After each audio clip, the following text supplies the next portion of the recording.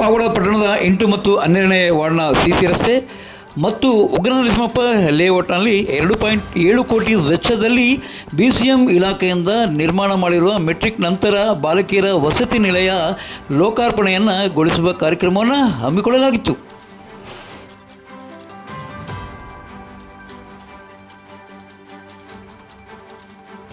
ಇನ್ನು ಈ ವೇಳೆ ಶಾಸಕರಾದ HV ವೆಂಕಟೇಶ್ ಮಾತನಾಡಿ ಮಾಹಿತಿಯನ್ನು ಹಂಚಿಕೊಂಡಿದ್ದಾರೆ.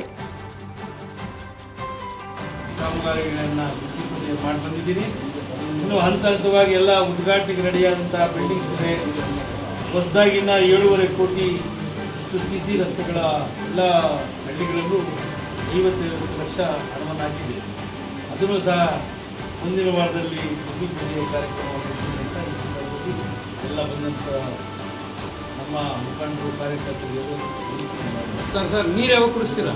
ನೀರು ಕುಡಿಸ್ತೀವಿ ಅತಿ ಶೀಘ್ರದಲ್ಲಿ. ಈಗೆಲ್ಲ ಟ್ರಯಲ್ ರನ್ ಮಾಡೋಣ. ಈಗ ಹೋಗಿ 4 ಗಂಟೆಗೆ ಹೋಗಿ ಈಗೆಲ್ಲ ಕೆಂಚಮನಹಳ್ಳಿ ಗೇಟಲ್ಲಿ ನೀರು ತಪ್ಪಾಗಿದೆ. ಅಲ್ಲಿಂದ ನೆಕ್ಸ್ಟ್ ಪಂಪಿಂಗ್ ಈಗ ಸ್ವಿಚ್ ಆನ್ ಮಾಡೋಕ್ಕೆ ಹೋಗೋಣ. ಹೋಗಿ ಅತಿ ಶೀಘ್ರದಲ್ಲೇ 3-4 ಟ್ರಯಲ್ ರನ್ ಆಗಿ ತಾಲೂಕಿನಲ್ಲಿ ಎಲ್ಲ ಹಳ್ಳಿಗಳು ಚೆಕ್ಕಿಂಗ್ ಆದ ಮೇಲೆ ಮುಖ್ಯಮಂತ್ರಿಗಳ ಒಂದು ಗೇಟನ್ನು ನಿಗದಿಪಡಿಸಿ ಉದ್ಘಾಟನೆಯನ್ನು ಮಾಡಿಸ್ತೇನೆ. ಇನ್ನು ಈ ವೇಳೆ ಮಾಜಿ ಸಚಿವರಾದ ವೆಂಕಟ ರಮಣಪ್ಪ ಮಾತನಾಡಿದ್ದಾರೆ. ನಮಗೆ ವರದಾನ ಸಿದ್ದರಾಮಯ್ಯ ಅವತ್ತಿಂದ ಒಂದು ಅನುಭವ ಹೇಳ್ಬಿಡಿ ಸರ್. ಅವತ್ತೊಂದು ಅನುಭವ ಹೇಳಿ. ಸಿದ್ದರಾಮಯ್ಯ ಬಂದಾಗ ನೀವು ಹೊರಗಡೆ ಅಡ್ಡ ಹಾಕಿ ಹಣ ಇದು ಮಾಡೋವರೆಗೂ ಬಿಡಲ್ಲ ಅಂತ ಹೇಳಿದ್ರಿ ನೀವು.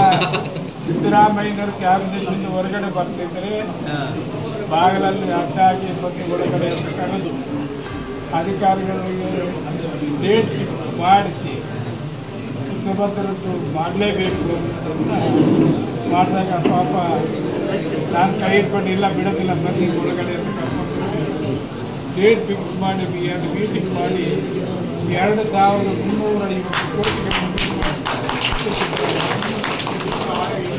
ಆ ಕಾಲ ಆ ನೀರನ್ನು ಭಾಳ ಜರೂರಿಯಾಗಿ ಮಾಡಿ ಇಲ್ಲಿ ಕೆಂಚಮ್ಮನಲ್ಲಿಗೆ ಟ್ಯಾಂಕ್ ತುಂಬಿದೆ. ನಾನು ಬೆಳಿಗ್ಗೆ ಹೋಗಿ ಟ್ಯಾಂಕ್ ತುಂಬಿದೆ.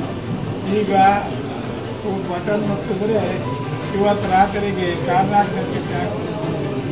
ಎಲ್ಲ ಟ್ಯಾಂಕ್ಗಳು ತುಂಬಿಸಿ ಆಮೇಲೆ ಸಿದ್ದರಾಮಯ್ಯನವರ ಮುಖ್ಯಮಂತ್ರಿ ಮುಖಾಂತರ ಉದ್ಘಾಟನೆ ಮಾಡಿಸಿ ತಾಲೂಕಾದ್ಯಂತ ಪ್ರತಿಯೊಬ್ಬರು ನಿಮಗೂ ನೀರು ಎಲ್ಲ ಕೂಡ ನೀರನ್ನು ಪ್ರಾಮಾಣಿಕ ಪ್ರಯತ್ನ ಮಾಡಿದ್ದೀವಿ. ಅರ್ಬನ್ ವಾಟರ್ ಸಪ್ಲೈ 38 ಕೋಟಿ ಇವತ್ತು ಮೀಟಿಂಗ್ ಅದರಿಂದ ಒಳ್ಳೆಯದಾಗಲಿ. ಇನ್ನು ಇದೇ ವೇಳೆ ತುಮಕೂರು ಜಿಲ್ಲಾ ಹಿಂದುಳಿದ ವರ್ಗಗಳ ಕಲ್ಯಾಣಾಧಿಕಾರಿ ಶ್ರೀಮತಿ ಸೋನಿಯಾ ವರ್ಣೇಕರ್ ಮಾಹಿತಿಯನ್ನು ಹಂಚಿಕೊಂಡಿದ್ದಾರೆ. ಅವ್ರ ಮಹದಾಸೆಯನ್ನು ಹೇಳ್ಕೊಟ್ಟಿದ್ದಾರೆ. ನಾನು 2 ಮಾತಲ್ಲಿ ಮುಗಿಸ್ಬೇಕು ಅಂದರೆ ಅವ್ರಿಗೇನು ಆಸೆ ಇದೆ ಶೈಕ್ಷಣಿಕ ಹಿತದೃಷ್ಟಿಯಿಂದ ಮಕ್ಕಳಿಗೆ ಒಳ್ಳೆಯದಾಗಲಿ ಅಂತ ಹೇಳಿದ್ದಾರೆ.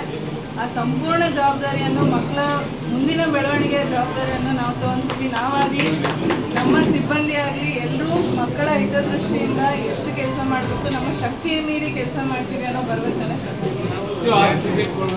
ಮೇಡಮ್ ಏನು ಗೊತ್ತಾ, ಪಾವಗಡದ ಹೆಣ್ಮಕ್ಳು BEdಗೆ ಕ್ವಾಲಿಫಿಕೇಶನ್ ಸಾಕಷ್ಟು ಜನ ತುಮಕೂರಿಗೆ ಬರ್ತಾರೆ. ಮೊದಲೇ ಆದ್ಯತೆ ಪಾವಗಡದ ಹೆಣ್ಮಕ್ಳು ಕೊಡಬೇಕು ತಾವು. ಇಲ್ಲ ಕೊಡ್ತಾ ಇದ್ದಾರೆ ಹೇಳಿ. ಮ್ಯಾಕ್ಸಿಮಮ್ ಇನ್ನು ಈ ಒಂದು ಕಾರ್ಯಕ್ರಮದಲ್ಲಿ ಪಾವಗಡ ತಾಲೂಕು ಹಿಂದುಳಿದ ವರ್ಗಗಳ ಕಲ್ಯಾಣಾಧಿಕಾರಿ ವೇದಮೂರ್ತಿ ಗೋಪಾಲಪ್ಪ ಮತ್ತು ಬ್ಲಾಕ್ ಕಾಂಗ್ರೆಸ್ ಅಧ್ಯಕ್ಷರಾದ ಸುಜೇಶ್ ಬಾಬು, ಪುರಸಭಾ ಮಾಜಿ ಅಧ್ಯಕ್ಷರಾದ ಶಂಕರ್ ರೆಡ್ಡಿ, ಪುರಸಭಾ ಸದಸ್ಯರಾದ ರಾಜೇಶ್ ಕಲ್ಪವೃಕ್ಷ, ರವಿ, ವೇಲುರಾಜು, ಗುರ್ತಿ ನಾಗರಾಜ್, ಮೊಹಮ್ಮದ್ ಇಮ್ರಾನ್, ಗುತ್ತಿಗೆದಾರಂತ ಹರಿಯ ಹನುಮಂತರಾಯಪ್ಪ, ಗುತ್ತಿಗೆದಾರಂತ ಸಾಗರ್, ರೈತ ಸಂಘದ ಅಧ್ಯಕ್ಷ ನರಸಿಂಹರೆಡ್ಡಿ, ಬಾಲಸುಬ್ರಹ್ಮಣ್ಯಂ ಮತ್ತು ಇಲಾಖೆಯ ಮಂಜುನಾಥ್ ಶ್ಯಾಮಲ ಸೇರಿದಂತೆ ಸರ್ಕಾರಿ ಮಹಿಳಾ ಕಾಲೇಜಿನ ವಿದ್ಯಾರ್ಥಿನಿಯರು ಹಾಜರಿದ್ದರು.